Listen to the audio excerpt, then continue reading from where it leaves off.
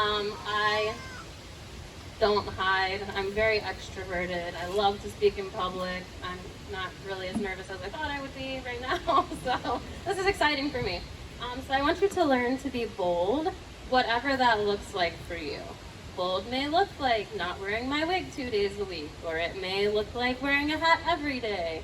It may look like going bold. I don't know. Whatever being bold is for you, I think it's really important that you try and be bold in your life. I like to break the mold. I don't like to be someone that's normal, and in Baltimore, even though it's a big city, I'm pretty well known in my community because I'm that bald girl.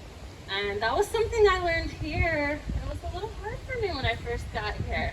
I'm not just that bald girl. You all are those bald people. And so I had to learn a little bit of humility. I think I had maybe been using alopecia as a crutch to be recognized. Not that there's anything wrong with that, but being here, I had to realize, and this is something I think is really important for all of us to realize, it has nothing to do with our appearance. The things that matter about us are our souls, the insides, our hearts, those things that we're passionate about. And so for me, I was like, I was talking to some people and I thought, oh, okay, they'll remember me, they'll be able to find me again and come and talk to me. And then I thought, but I'm not just the bald white girl anymore. Like, there's a lot of us. How are they gonna remember which one was me if they're not used to seeing bald people, and there's a lot of us. So luckily those same people did find me and were able to talk to me again, but it's the personality that counts. And for me, the eyes and the smile, those are the things that I always tell my alopecia friends. Your eyes and your smile are not going to change unless maybe you knock your teeth out or something playing a sport. But your eyes and your smile are not going to change. I still remember my grandma when she was 99. She had these piercing blue eyes. Those things never changed. They were still bright and beautiful till the day she died. And so I think when you look at people, you got to look at those important things like the eyes and the smile and the heart that goes along with them. So that's the be bold. Anyone here done anything bold recently? Annika, I feel like you're pretty bold. I don't know. You've been very bold here at camp, not having known you before. Nigel, what about you, Olivia? Okay, Olivia went out for the first time without covering her head. That is amazingly bold. Awesome.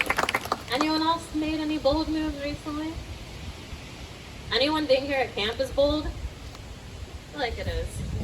It's a bold move, for sure. All right, and now letter E, be encouraged. So be encouraged. For me, this journey was not always like this. I would not have come up here and stood in front of people back in my earlier years, even if back like 10 years ago probably, I wouldn't have stood up here and done this. But through years, and through, I'm trying to think of the steps that allowed me to get to where I am now. I had a great community around me. I had people that accepted me for who I was.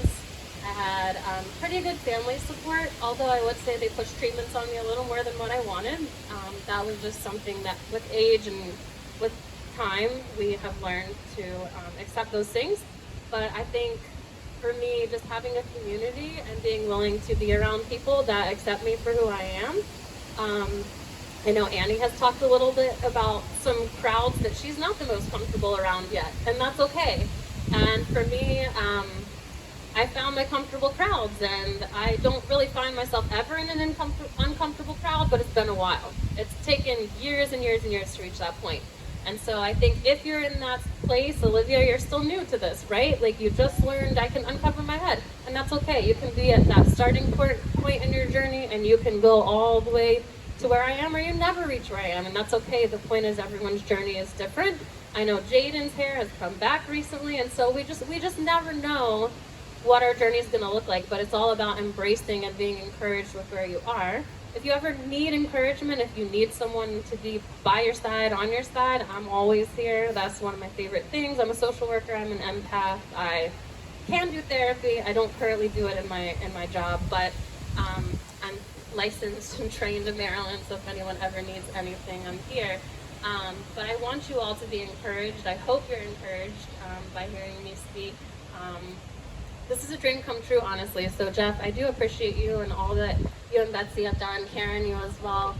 This is really a dream for me. I was really not knowing what to expect coming here for the first time, and it has like literally blown all my expectations out of the water, including the lodging that I'm so glad that exceeded my expectations. 'Cause I'm a little bit of a girly girl, so the fact that we had electricity and running water, like pretty happy about that. So anyways, let's do one quick review and then any questions that anyone has. So anyone remember what the V stands for? Just yell it out.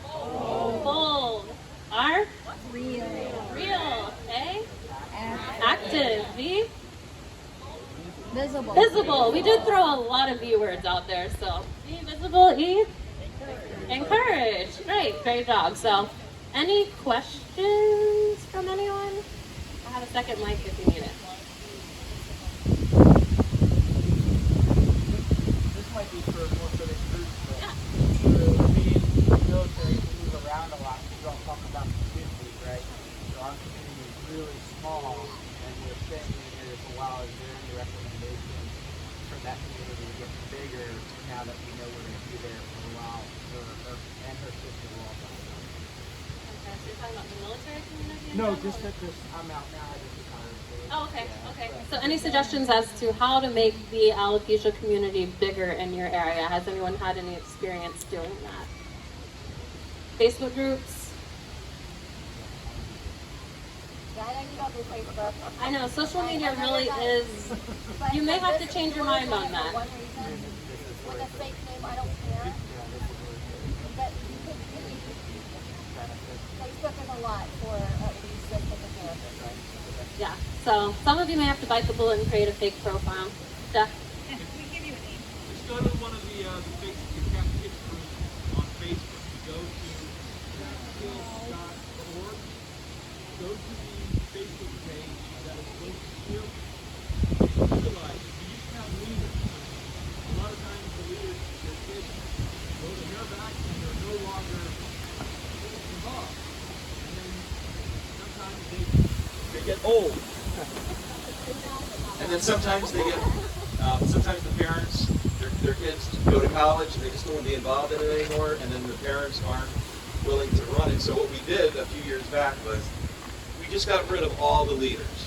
Plus, it scares people. When you say you're the leader, you feel like you're not going to be able to let anybody down, so therefore we're not going to do it. The Facebook groups are out there for people to utilize and connect and try and get together. So all of you that, if you're a member of one of the groups, you are a leader. You go to the group, you say, hey, I want to get together sometime in September. What days are you available? Pick a park, pick any place. If you're going to do something and you need a banner, contact me, we'll send you a banner. If there's a rental fee for like a park, like this, like if it costs $20 for a pavilion or $100, let us know. We'll reimburse you. The key is really just to make connections. So if you see these girls, I call them the cool kids all the time because they're hanging out all the time in every direction. That's what we want the kids to do in all the groups. So go to capkid.org, find your group, find all the groups, like all of them, and then give feedback and make it an active group. Otherwise, you're just spinning your wheels looking for something, because not everybody is at the same level, not everybody's at the same inspiration point that you might be, or maybe you're not at all, and you're looking for somebody to say, here, do this. Trust me, one thing about social media, everybody has an opinion. So as long as you're guiding it in a positive way, you're going to get positive stuff back.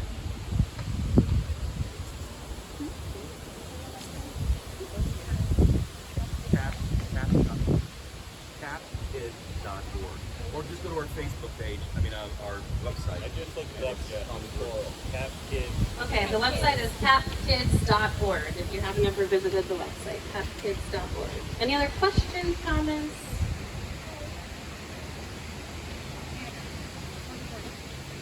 Oh, they want pictures.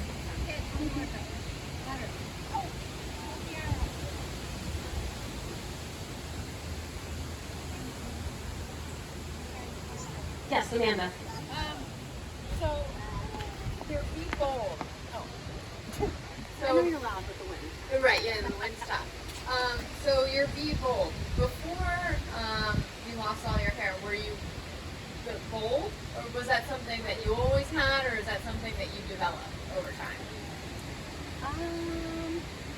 So I lost my hair at age 10. I don't know that I had much going on before age 10, honestly. As far as being bold, I was a perfectionist. I don't know if that counts as being bold, but I was always wanting to be in school plays and singing, and I guess I was in the spotlight a little bit, but not, it wasn't a conscious thing to be bold, if that makes sense. I was kind of living life. So I would say bold came after my divorce, after going through really hard stuff. That's when I learned to be bold, and I really learned to be myself. Sorry, remind me of your name? Riley. Okay, this is Riley, everyone. She's amazing. Has anybody ever come up to you in public and like asked you if you had cancer or something? Because that happens to me a lot of the times, and I answer it like, no, I'm not sick. Like sometimes it gets like really annoying. Yes, all the time. And it's okay to be annoyed by that. I don't think you would go up to people and be like, so, you sick today? How you feeling? What do you have going on? I think it's just very odd that people do that. I think their intentions a lot of times are innocent and come from a good place, but we're not always ready to receive something like that. We're just kind of going through our day, and it kind of throws us off, right? Like, what? I feel like I look great today, I'm healthy, but not everyone has alopecia radar like we do. But I always use those opportunities to educate people on what alopecia is. Even if I'm kind of annoyed, I'll just use that to educate them on alopecia and just explain, you know, I'm not sick, and just tell them about CAP. Tell them about the fact that you're still amazing and you just don't have hair, and that's it. And yeah, but it's perfectly fine to be annoyed by that. I would be too, and I can't imagine just going up to someone and be like, so, how's your migraine? I don't know, like it's really a weird situation for us, for sure. Yeah. Laura? So if, I don't need You do. All right, you need the mic. I gotta keep it Well. down here. So if you are interested in the Cathedral Arts Project, go to capkids.org. But if you are interested in the Children's Alopecia Project, you're going to go to capkid.org. No plural. We're talking about your kid. Capkid.org. However, the arts thing's there if you need it. Awesome. Thanks for that. We can have a lot more theater kids next year. I should have got an affiliate link or something. Any comments? All right, oh, yes, Georgia. I'm trying to do this really loudly. Mike, somewhere. I'm curious. Your words. Can you hear me? No. Oh, wait. Yeah. If it can't get me and Laura, it's definitely loud. I was just curious, obviously you work with a lot of people that are going through challenging, scary situations where they feel unseen, they feel unrecognized, so many things.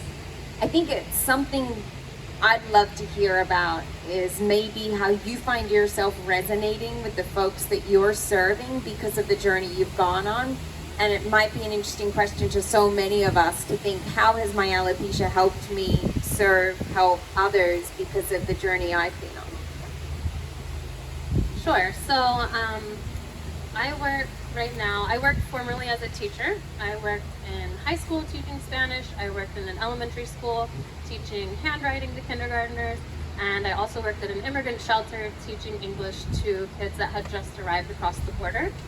And I currently work with immigrant trafficking survivors, so very vulnerable people that have gone through extreme trauma, and it's been really, really tough for them.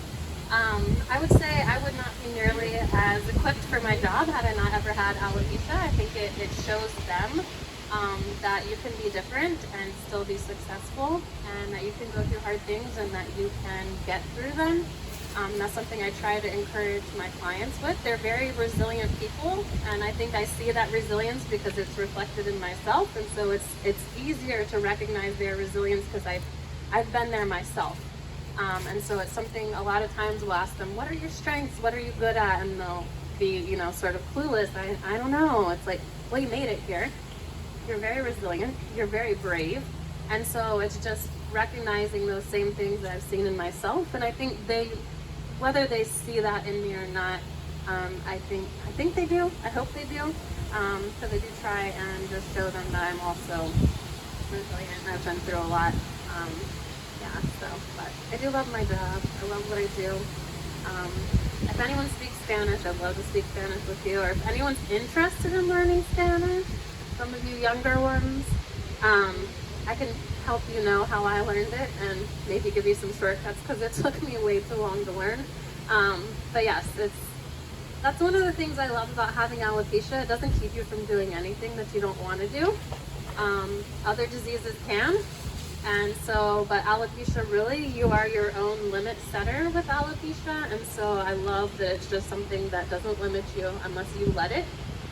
Other diseases, you might lose a limb or you might not be able to do certain activities because you have a heart condition or something like that. And so I think it's just really not letting alopecia be in charge of you, but you being in charge of it. And so I think that's something that's really important. Any other questions? All right, your last assignment, because I'm a teacher, right? So you're gonna have homework. You need to look at the people next to you and give them a word of encouragement before we leave, and then that's it. All right, thanks.